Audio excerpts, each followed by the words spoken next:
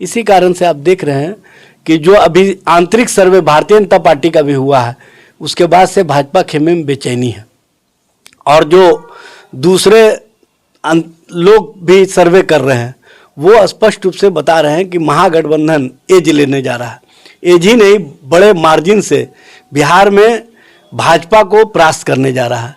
और यहाँ पर जो भाजपा का आंतरिक रिपोर्ट है उसमें है 36 से 37 सीट महागठबंधन जीतने जा रहा है। 3 सीट पर महागठबंधन और एनडीए के बीच में कांटे की टक्कर है। ये स्पष्ट रूप से संकेत है कि हम बिहार में भाजपा को परास्त करने में सफल होंगे। और आने वाले समय में बिहार से जो संदेश निकला है देश चुनाव में, माननीय प्रधानमंत्री जी 32 हेलीकॉप्टर से हमारा पीछा किए और वो सांप्रदायिक मुद्दे पर राजनीति करना चाह रहे थे। हमने रोजगार के सवाल पर उनको घेरने का काम किया कि महागठबंधन ही सही माने में बिहार में एक मात्र विकल्प है। नमस्कार, मैं हूं प्रवीण और आप सभी का स्वागत है द इंडियन खबर पर। देखिए, हम इस वक्त मौजूद हैं आरजेडी कार्यालय में और हमारे साथ एजाज अहमद जी हैं। सर, 2019 में महागठबंधन को सिर्फ 1 सीट मिली थी।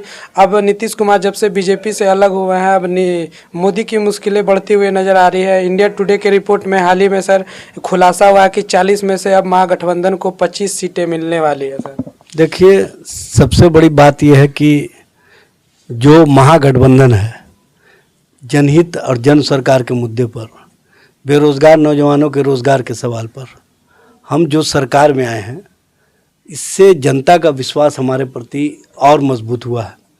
चूँकि आप लोगों को पता है कि 2020 के चुनाव में माननीय प्रधानमंत्री जी 32 हेलीकॉप्टर से हमारा पीछा किए और वो सांप्रदायिक मुद्दे पर राजनीति करना चाह रहे थे। हमने रोजगार के सवाल पर उनको घेरने का काम किया और स्पष्ट रूप से देश और बिहार ने संदेश स्पष्ट रूप से दिया कि रोजगार के सवाल पर हम महागठबंधन के साथ खड़े हैं और चुनाव परिणाम स्पष्ट रूप से दिखा भी।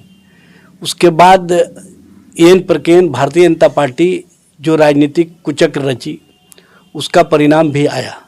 लेकिन कुछ दिनों के बाद जब भारतीय जनता पार्टी राजनीति करने लगी और जनता दल यू के अंदर कहीं ना कहीं वो साजिश को माननीय मुख्यमंत्री जी ने स्पष्ट रूप से पकड़ा। उसके बाद माननीय मुख्यमंत्री नीतीश कुमार जी महागठबंधन के साथ आए। नीतीश जी का महागठबंधन के साथ आने के बाद जो हमारे नेतृत्व पर पहले से विश्वास था वो और मजबूत हुआ और लोगों को लगा कि महागठबंधन ही सही माने में बिहार में एक मात्र विकल्प है।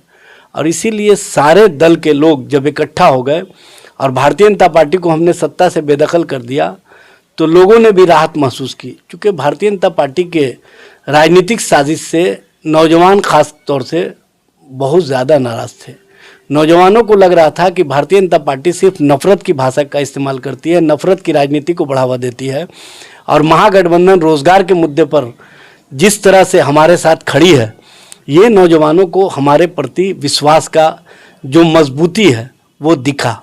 और उसका परिणाम आप स्पष्ट रूप से देख रहे हैं कि महागठबंधन सरकार बनने के बाद जो पहले डिबेट नफरत के आधार पर हुआ करता था वो रोजगार के सवाल पर आ गया। और रोजगार के सवाल पर भारतीय जनता पार्टी कहीं टिकने वाली नहीं है। क्योंकि जनता के बीच में जनता के हितों के लिए जो हम काम कर रहे हैं वो दिख रहा है। इसी कारण से इस तरह की स्थिति या परिस्थिति पैदा हुई और उसका परिणाम भी स्पष्ट रूप से दिखा। आने वाले समय में 2024 के चुनाव में हम जो विकल्प की राजनीति खड़ा करना चाहते हैं देश में, वो स्पष्ट रूप से दिख रहा है और लोगों को समझ में आ रहा है कि बिहार की महागठबंधन सरकार ने जो भाजपा को सत्ता से बेदखल किया है, आने वाले समय में जो महंगाई के सवाल पर, रोजगार के सवाल पर या अन्य जनहित के मुद्दे पर केंद्र सरकार जो खरी नहीं उतरी है, उस सवाल पर हम उसको सत्ता से बेदखल करने में जो देश के लोगों की आकांक्षा है उसमें हम कामयाब होंगे। इसी कारण से आप देख रहे हैं कि जो अभी आंतरिक सर्वे भारतीय जनता पार्टी का भी हुआ है, उसके बाद से भाजपा खेमे में बेचैनी है। और जो दूसरे लोग भी सर्वे कर रहे हैं वो स्पष्ट रूप से बता रहे हैं कि महागठबंधन एज लेने जा रहा है। एज ही नहीं, बड़े मार्जिन से बिहार में भाजपा को परास्त करने जा रहा है। और यहाँ पर जो भाजपा का आंतरिक रिपोर्ट है उसमें है 36 से 37 सीट महागठबंधन जीतने जा रहा है। 3 सीट पर महागठबंधन और एनडीए के बीच में कांटे की टक्कर है।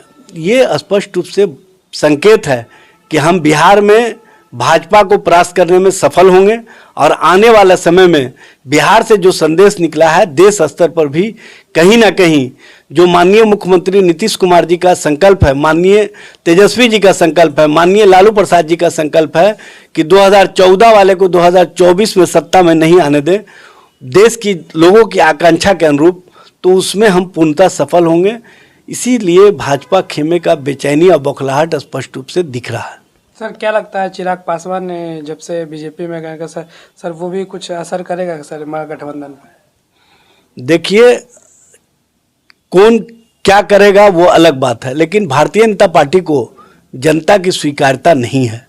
जो जनता के बीच में जनता की स्वीकार्यता खो दे उसके प्रति लोगों का आकर्षण समाप्त हो जाता है। यह स्पष्ट रूप से लोगों को भी पता है और महागठबंधन पूरी तरह से जनता की आकांक्षा के अनुरूप काम कर रही है। इसलिए हम 2024 में जो लोकसभा का चुनाव होगा उसमें बिहार से एक बड़ा न सिर्फ महागठबंधन का स्वरूप सामने आएगा बल्कि देश स्तर पर भी हम भारतीय जनता पार्टी को सत्ता से बेदखल करने में सफल होंगे। और चिराग जी को ये नहीं भूलना चाहिए कि उनके पिता के प्रति किस तरह का अपमानजनक व्यवहार भारतीय जनता पार्टी ने किया था, किस तरह का व्यवहार भीमराव अंबेडकर जी के प्रति किया था, और जो दलितों के प्रति अपमानजनक व्यवहार करती है उसको चिराग जी भूल सकते हैं लेकिन बिहार का आवाम नहीं भूल सकता है। अब बिहार का आवाम चिराग जी के इस तरह के अपमानित होने के बाद भी भाजपा के साथ खड़े होने को पसंद नहीं कर रही है। और आने वाले समय में भारतीय जनता पार्टी को भी पता चल जाएगा और चिराग जी को भी पता चल जाएगा कि दलितों के प्रति अपमानजनक व्यवहार का क्या सजा बिहार की जनता देने वाली है। तो देखा हमने इजाज अहमद जी से बात किया, कहीं ना कहीं इन्होंने साफ कर दिया कि 2024 में भाजपा को भारी बहुमत से पछाड़ेंगे और यहां पे महागठबंधन की सरकार बनेगी। जैसे ही तमाम खबरों के लिए द इंडियन खबर देखते रहे। धन्यवाद।